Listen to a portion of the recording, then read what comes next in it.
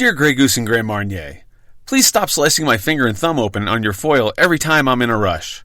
Sincerely, every fucking busy bartender in the world.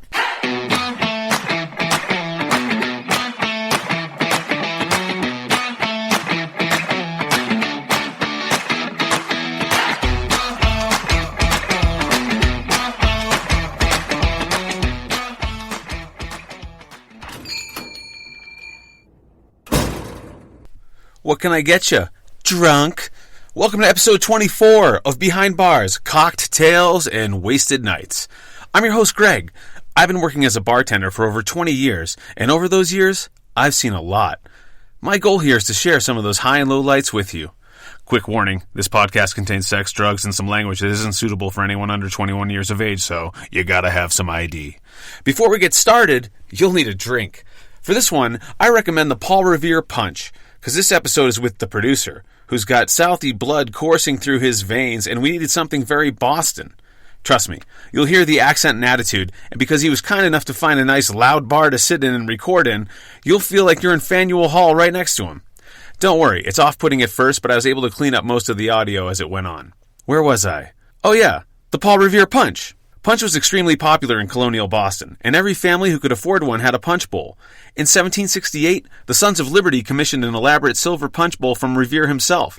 You may recall the Sons of Liberty as those pesky colonists who gathered at the Green Dragon and hatched a plot to toss tea crates into the harbor. Or harbor.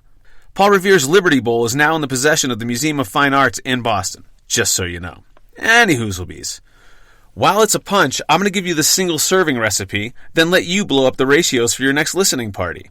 Okay, grab a mixing tin filled with ice, then add 1 ounce of silver rum, can't go wrong with Bacardi, 1 ounce of black rum, Gosling's Black Seal is great, then 1 ounce each of OJ, pineapple, and cranberry juice.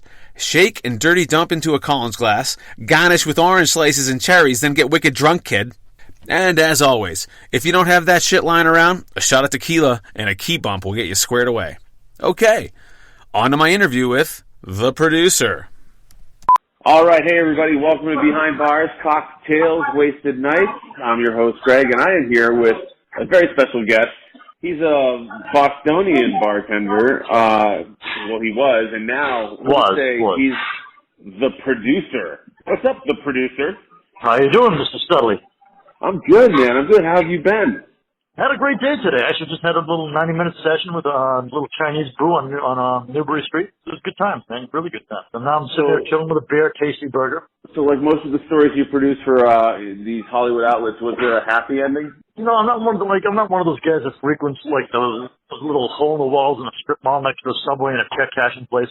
This place is really discreet. You'd never guess what that they do what they do, but they do it well. It's right next to Jimmy Choo and Prada. It's like, right by the Nike town, Yeah, so you got Prada there, you got Jimmy Choo, you got, what's his name? Who's that? Our Peter Lick Gallery right there. For people who don't know Boston, Newbury Street is basically like the Fifth Avenue of Boston. Pretty much, yeah. Like Prada, all those high-end fancy schmancy places.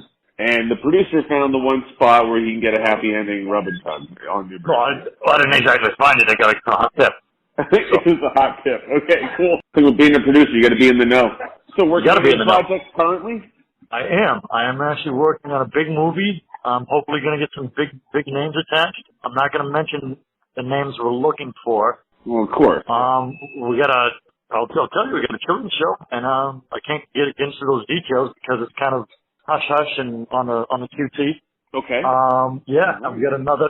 I just picked up another television project. It's a ski school in New Hampshire.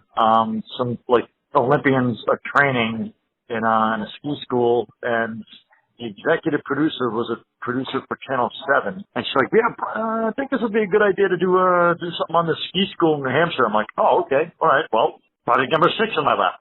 Jeez, I'm having finding the time. But I think that comes from your history bartending, where you have to juggle a million things at once while you're trying to work. So my first bartending gig was in Charlestown, and home of the town, the bank robbers. Yeah, but I mean that's not my thing. I was just bartending, man. Okay, legit.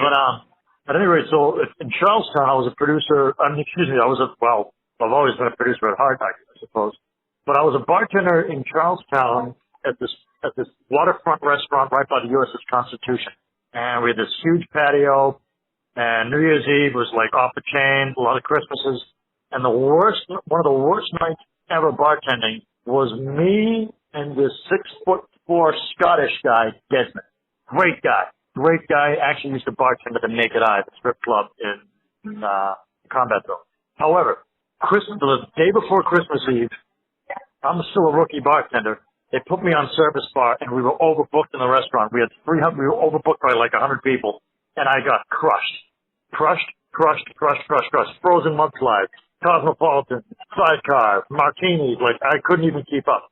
And then Desmond just looks at the crowd in the lounge. He's like, "You're on your own, kids." Oh, he just walked out? No. He left me on service bar. We couldn't help each other. Like, he just went off and did his thing with, like, to take care of everybody in the lounge. And I'm just getting just drinks on top of drinks on top of drinks. I'm like, I got to dig myself out of the weeds, and this is my third night bartending. Oh, my God. Frozen mudslides. What are we talking, like early 90s? Yeah, mid to late 90s.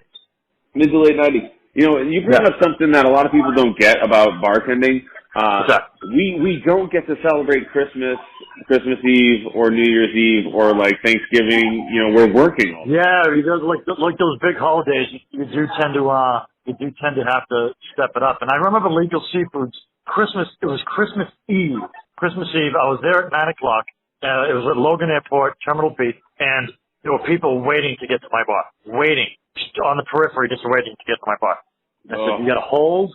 I put the shellfish out because we had to shuck our own clams and the whole bullshit. You know how that goes. Oh, my God. There's clams and oysters and cherry stones, the whole bit. So then everybody's lined up. There's about 30 people lined up that are ready to hit the bar. Finally, at 11 o'clock, and we're ready to open. My other bartender finally comes on. She's like, "Oh, my God, Brian, are you ready?" I'm like, "Yep. Are you ready?" Tidal wave of people just ordering martinis, Bloody Marys, mimosas, clam chowder, cherry stones, just nonstop. And I made like $300 in cash. I mean, it was a good day, but it was harrowing. It's funny that you said tidal wave and you're working at a seafood joint. Interesting. Right? Yeah. How about that, huh? Yeah. Yeah. So how long have you been at it then? So mid-90s till when did you get out and start producing? When I got my master's degree at a very prestigious college in the Boston area, and they had a film program, and I think you might be familiar with it, but I don't know. We got plugged into the industry through agencies and production companies and whatnot, and I got plugged into 2 literary agencies, and my career just took off like a bottle rocket. Oh, that's great to hear. So the last place did you work, did you know this definitively? Did you moonwalk the fuck out of there, or knowing you'd never come back? Come again? What? Like? Oh, you mean the last place I actually worked? Yeah. As a blue collar guy? Yeah. I was running security at a high rise near Boston City Hall, right across from Faneuil Hall.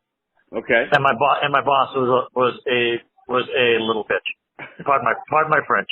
He was a little bitch. And I pretty much ran the building for him at night. Every night. I didn't call him sick for 2.5 years. I would be there for Patriots, the big Patriots parties.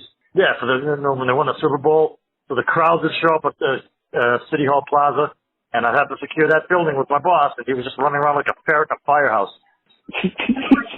Like a moth in a closet with blinking Christmas lights? Yeah, exactly. Yeah.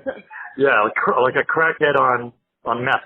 No, that guy seriously was a little bitch, and everybody hated him too. Like I was the guy that held that building down. I was literally running the show at night. He'd open up at 7 in the morning. His mind would be on tilt when I'd walk in, and I'd be like, "All right, just go home. I got it." 2.5 years, I didn't call in sick once. Jesus, you're like Bruce Willis in Unbreakable. Yeah, right. Well, cheers to your immune system. Have a drink. Well, that's how I got through. That's how I got through it. After every night, if my boss had a bad day, he'd dump it on me, and he'd just ride me on the cell phone. He's like, "You get in the office right now and do this access card." I'm like, "They don't need to be done until tomorrow. You're being a dick. You're being a dick. Class A dick." 11 o'clock at night, I'd be out of there, and I'd be pounding fireballs and and PBRs until I passed out. To be honest, it was actually a good job, Greg. It really was a good job. I just had a little bitch of a boss. And he had a tiny dick, too. Right. not that I saw it. Not that I ever saw it. But somebody's talking. There's just certain people in life, Greg Stubby, where you can look at them and go, yeah, that guy's got a tiny dick. Yeah, they don't have the BDE, the big dick energy. They don't. They don't. So, in your illustrious career from security to bartender and all these things that you've done in the industry, give me something, anything that stands out to you, just like some ridiculousness that you see, something just like, this could only happen in this industry. Like, this doesn't happen at the office. If you're doing project management or insurance or whatever. Yeah, you want a bartending story? Yeah, give me a bartending story. The Good Life. I was a bartender at the Good Life. There's a martini bar right by the Prudential Center. Great martini bar, awesome jazz joint in Boston. Yeah. Okay, I know where you're talking about. That's a toppy joint. They let you in there? Of course they let me in there. What the fuck are you trying to tell me? So at any rate, so Mike, his name is Mike. I'll refrain from his last name. But he was a great guy though. Great boss. Top guy, big weights guy, right? Yeah. Do you know who I'm talking about? Okay, you do know who I'm talking about.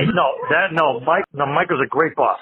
And his brother, Dave, was one of the bartenders. His younger brother. Okay. So Mike brought me on. He's like, yeah, this is the guy. You're going to be the bartender at the Good Life. I'm like, all right, cool. So 4 nights a week. I got Monday nights to myself, which is pimp. Because when you have a Monday night to yourself, you pretty much run the show. People don't get that, like, I want to work the weekends. You're going to work with, 2 other bartenders. But if you work a weeknight by yourself, you less work and make more money. Did the same thing in Brentwood years ago. Brentwood, California. I had Monday nights to myself. I had, Mark Harmon and Pam Dauber were my regulars. Who else? Courtney Thorne-Smith. Who showed up? Ben Affleck. Michael Keaton. Greg Kinnear. Who else showed up? Jim Carrey. Jim Carrey showed up as well. Yeah. I feel like Greg Kinnear is like the U2 of actors. Like, you know what I mean? Like, if U2's on, you're like, oh, okay. It's like, hey, you want to watch this movie? I don't know. It's like Greg Kinnear. You're like, yeah, okay. I actually had a funny conversation with Greg Kinnear. Hey, I remember that movie Autofocus. That was I really liked it. He's like, oh, thank you. I said, are you going to do a sequel? I never saw it. Oh, you never saw it? Okay, well, it's a true story where the protagonist gets killed in the end. I figured there's something with a death, yeah. Okay. He gets murdered. So I sat there and stone-faced asked Greg Kinnear if he was going to do a sequel to Autofocus. And he looked at me and was like, what? Like, gotcha. Nice. It was a really good movie with Willem Dafoe. Oh, okay. Yeah, he only does the weird stuff like Boondock Saints, man. Speaking of Boondock Saints, yeah. I'm actually working. Troy Duffy you talking about? Yeah, he used to come into my bar in Glendale, and he would order Maker's Mark and cheesecake while he was writing that script. No kidding. Yeah. How about that? Didn't you know Shia LaBeouf? Didn't you see Shia LaBeouf in a fight at one point too? He used to come into my bar, Mad Bull's Tavern, and he would buy everybody Maker's Mark shots, and then inevitably get into a fight with a mob, and then we had to security get him out because he would genuinely piss people off, and then those people would be like, "Hey, I want to get punched by Shia LaBeouf and sue him." Right. So shit would always go down. It's like at some point we had to 86 him. I remember Dimples. You used to bartend at Dimples, didn't you? Yeah, the karaoke bar. Yeah. Karaoke bar. Yeah. Yeah. Who walked in one night? Everybody walked in. Everybody goes into Dimples. Freaking Mr. Belding was there. Mr. Belding was there all the time. Yeah. Who's very bummed out right now because of the whole Dustin Diamond thing. I got to reach out. Yeah. And Mr. Belding was kind enough to do my movie, The Boys and Girls Guide to Getting Down. He's like, nice guy. Dennis Haskins. Dennis Haskins. Yeah. Nice guy. I'm like, hey man, you want to do this movie? I got this project. It's about partying in Los Angeles. He's like, well, Greg, I kind of have this image. Can I see the script? I go, absolutely not. He goes, okay, I'll do it. He's a nice guy. He's just as cool as a fan. He's cool as a fan. He's so cool, man. He actually helped me do a promo. I had a pilot idea. So we did a sizzle reel. It was called Gatekeepers. So me and my 2 buddies were basically playing security guards at a retirement home for active seniors. Okay. So the whole gist of the show is that we would keep the riffraff out, but I, as the gatekeeper, would let the riffraff in. So if an old guy needed a hooker for his birthday, I would smuggle her in. That sounds like something you'd be perfect for. Yeah, exactly. I love the picture too. And Dennis is our boss. So like yeah, he's okay. like in charge of like the security company. So like we would be sitting there hiding behind a hedge in camouflage and pull somebody over on a large super stopper scooter. I love it.